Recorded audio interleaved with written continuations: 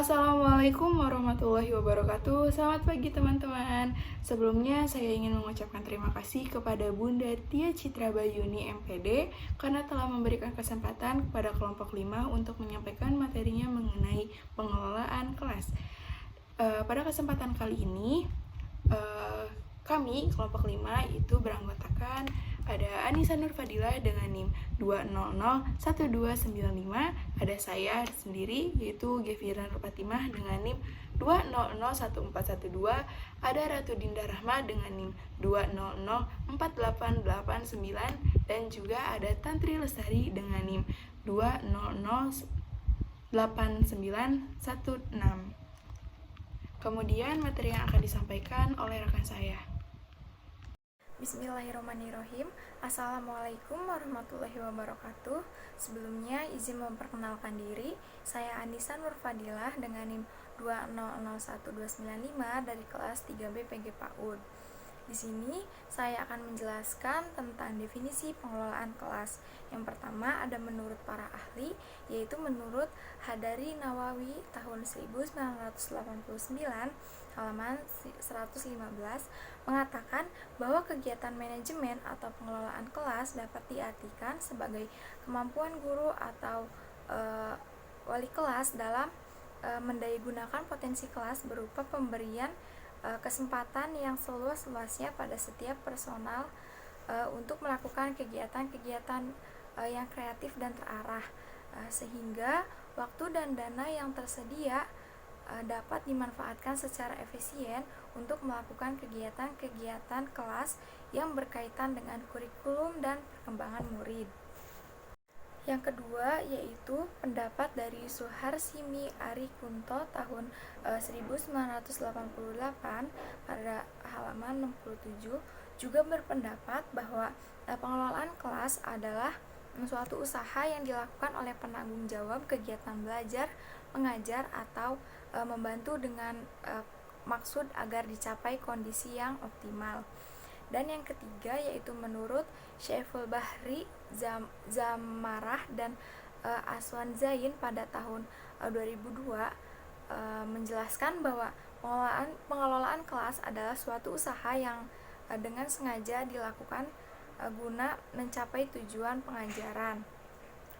Jadi definisi pengelolaan kelas adalah suatu usaha yang dilakukan oleh penanggung jawab kegiatan belajar mengajar agar tercapainya kondisi optimal sehingga dapat terlaksana kegiatan belajar mengajar seperti yang diharapkan. Juga usaha dari pihak guru untuk menata kehidupan kelas yang dimulai dari perencanaan kurikulumnya dan penataan prosedur dan sumber belajarnya.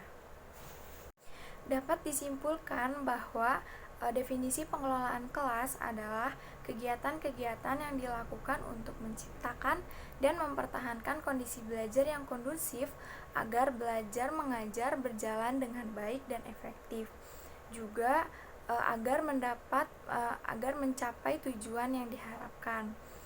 Selain itu, guru juga harus memiliki kompetensi pengelolaan kelas yang baik agar terciptanya suasana belajar yang menarik, menyenangkan untuk mencapai tujuan pengajaran dan meningkatkan kualitas pembelajaran, juga untuk menciptakan, memelihara, dan mengendalikan kondisi belajar mengajar yang optimal bagi terciptanya proses belajar mengajar yang efektif, serta dapat membangun hubungan sosial emosional atau hubungan interpersonal yang baik antara guru dengan murid serta antara murid dengan guru.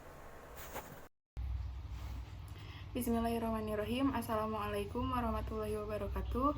Sebelumnya izin memperkenalkan diri. Perkenalkan, nama saya Gevira Nur Fatimah dengan NIM 2001412 dari kelas 3B Prodi PG PAUD dari kelompok 5.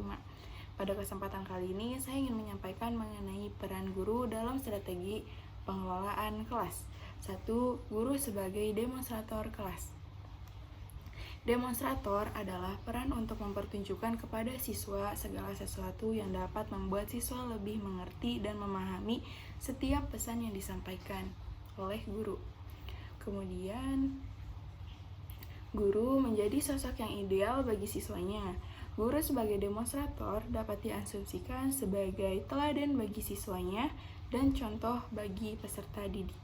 Kedua, ada guru sebagai evaluator.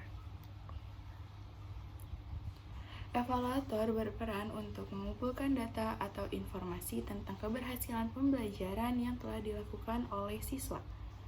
Kemudian, evaluator adalah rangkaian pembelajaran karena setiap pembelajaran pada akhirnya adalah nilai yang dilihat baik kuantitatif dan kualitatifnya. Yang ketiga, ada guru sebagai pengelolaan kelas. Seorang guru dalam pengelolaan kelas yaitu berperan sebagai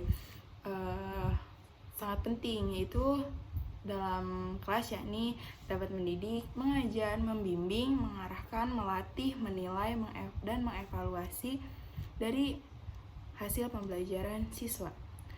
Guru sebagai pengelolaan kelas yaitu merancang tujuan pembelajaran, mengorganisasi beberapa sumber pembelajaran, motivasi, dan mendorong serta menstimulus siswa. Yang keempat, guru sebagai fasilitator. Guru berperan dalam memberikan pelayanan termasuk ketersediaan fasilitas guna memberi kemudahan dalam kegiatan belajar bagi peserta didik. Seorang guru harus dapat menguasai materi yang akan diajarkan dan media yang akan digunakan, bahkan lingkungan sendiri juga termasuk sebagai sumber belajar. Selanjutnya akan disampaikan oleh rekan saya. Assalamualaikum warahmatullahi wabarakatuh. Perkenalkan, nama saya Ratu Dinda Rahmah dengan NIM 2004889 dari kelas 3 BPK PAUD. Pada kesempatan kali ini, saya akan menjelaskan materi mengenai faktor-faktor yang mempengaruhi pengelolaan kelas. Yang pertama, ada kondisi fisik. Terdiri dari ruangan berlangsungnya proses belajar mengajar, pengaturan tempat duduk, ventilasi dan pengaturan cahaya. Yang terakhir yaitu pengaturan penyimpanan barang-barang. Mengapa sih kondisi fisik dalam kelas itu harus diperhatikan? Tentu saja, karena kondisi fisik ini meliputi pencahayaan ruangan, ventilasi, pengaturan tempat duduk, dan keberlangsungan tempat belajar yang aman dan nyaman dapat mempengaruhi berlangsungnya kegiatan belajar dan mengajar. Karena dengan suasana yang dapat mendukung seperti aman dan nyaman, maka akan membuat peserta didik lebih senang dan enjoy untuk melaksanakan pembelajaran. Selain itu, mengatur tempat duduk juga, terlebihnya untuk anak usia dini, yang mana anak usia dini ini lebih aktif, maka dia akan lebih banyak melakukan gerakan-gerakan seperti berlari-lari.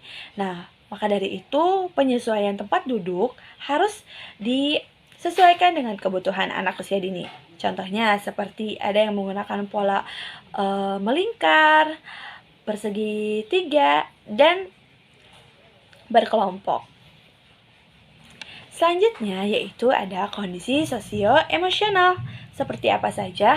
Yaitu meliputi dari tipe kepemimpinan seorang guru, sikap guru, suara guru, dan pembinaan hubungan baik atau raport. Pada kondisi sosio dan emosional ini, guru harus memiliki karakter yang sangat berwibawa dan profesional pada saat berada di ruang belajar, yaitu ketika melaksanakan kegiatan belajar dan mengajar. Mengapa? Karena dari sikap gurulah anak-anak akan mencontoh. Selain itu, suara guru pun diperhatikan. Bagaimana nada ia pada saat menjelaskan materi dan bagaimana nada ia pada saat menegur siswanya. Selanjutnya yaitu ada pembinaan hubungan baik, yaitu guru juga harus bisa membina komunikasi yang baik dengan siswa. Kenapa? Agar siswa merasa nyaman ketika siswa bercerita ataupun bertukar pikiran dengan seorang guru. Selain itu, seorang guru juga harus memiliki karakteristik kepemimpinan yang baik. Yang ketiga yaitu kondisi organisasional. Ada apa saja? Yaitu meliputi yang ketiga yaitu kondisi organisasional. Ada apa saja? Yaitu meliputi sebagai pergantian pelajaran, guru berhalangan hadir, masalah antar siswa, upacara bendera, dan kegiatan lainnya. Pada pergantian pelajaran ini, tentunya guru harus memporsir waktu yang sudah ditentukan pada setiap mata pelajaran yang sedang diajarkan, agar guru juga dapat memberikan materi sesuai dengan targetnya masing-masing. Selanjutnya yaitu guru berhalangan hadir. Apabila guru berhalangan hadir, ada baiknya seorang guru memberikan tugas secara langsung kepada anak-anaknya, baik melalui pesan singkat ataupun bisa saja melalui antar sesama guru. Selanjutnya ada masalah antar siswa. Di sini seorang guru juga harus dapat bisa mengelola permasalahan-permasalahan yang ada di kelas ataupun di sekolah. Karena di sini guru memiliki tanggung jawab yang besar untuk bisa menangani setiap permasalahan yang ada. Selanjutnya ada upacara bendera. Upacara bendera ini bisa dikatakan sebagai kegiatan yang sangat resmi. Maka dari itu, setiap kegiatan yang bersifat formal harus diberikan arahan sesuai dengan kaidah-kaidahnya. Terima kasih, mungkin itu saja materi mengenai faktor-faktor yang mempengaruhi pengelolaan kelas. Selanjutnya akan dilanjutkan oleh rekan saya. Sebelumnya, izin memperkenalkan diri, saya Tantri Lestari dengan NIM 2089916. Baiklah, selanjutnya yaitu mengenai usaha pencegahan masalah pengelolaan kelas. Terbagi menjadi dua, yaitu usaha yang bersifat pencegahan dan usaha yang bersifat penyembuhan kuratif. Pengelolaan kelas merupakan kegiatan atau tindakan guru dalam rangka penyediaan kondisi yang optimal agar proses belajar mengajar berlangsung secara efektif. Yaitu yang pertama ada usaha yang bersifat pencegahan. Tindakan pencegahan adalah tindakan yang dilakukan sebelum munculnya tingkah laku yang menyimpang, yang mengganggu kondisi optimal berlangsungnya pembelajaran.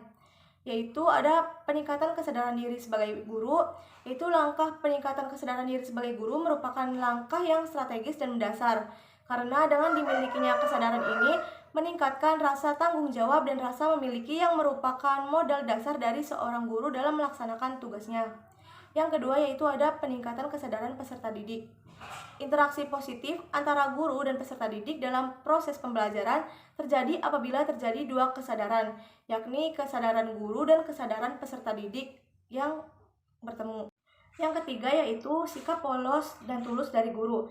Maksud sikap polos dan tulus dari guru di sini yaitu sikap ini mengandung makna bahwa guru dalam segala tindakannya tidak boleh berpura-pura bersikap dan bertindak harus apa adanya dan berperilaku juga harus apa adanya. Yang keempat yaitu mengenal dan menemukan alternatif pengelolaan. Untuk mengenal dan menemukan alternatif pengelolaan ada beberapa langkah yang menuntut guru, yaitu yang pertama melakukan tindakan identifikasi berbagai penyimpangan tingkah laku peserta didik yang sifatnya individual maupun kelompok. Yang kedua yaitu mengenal berbagai pendekatan dalam manajemen kelas. Yang ketiga yaitu mempelajari pengalaman guru-guru yang lama yang gagal lalu berhasil sehingga dirinya memiliki alternatif yang bervariasi dalam menangani berbagai manajemen kelas. Selanjutnya yaitu ada menciptakan kontrak sosial. Penciptaan kontrak sosial pada dasarnya berkaitan dengan standar tingkah laku yang diharapkan seraya memberi gambaran tentang fasilitas beserta keterbatasannya memenuhi kebutuhan peserta didik. Usaha yang kedua yaitu usaha yang bersifat penyembuhan kuratif. Ada beberapa langkah yaitu yang pertama mengidentifikasi masalah.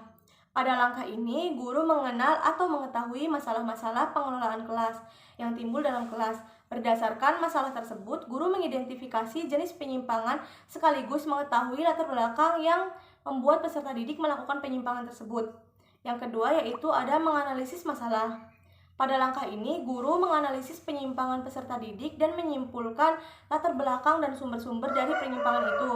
Selanjutnya, guru menemukan alternatif-alternatif penanggulangannya. Yang ketiga yaitu ada menilai alternatif-alternatif pemecahan.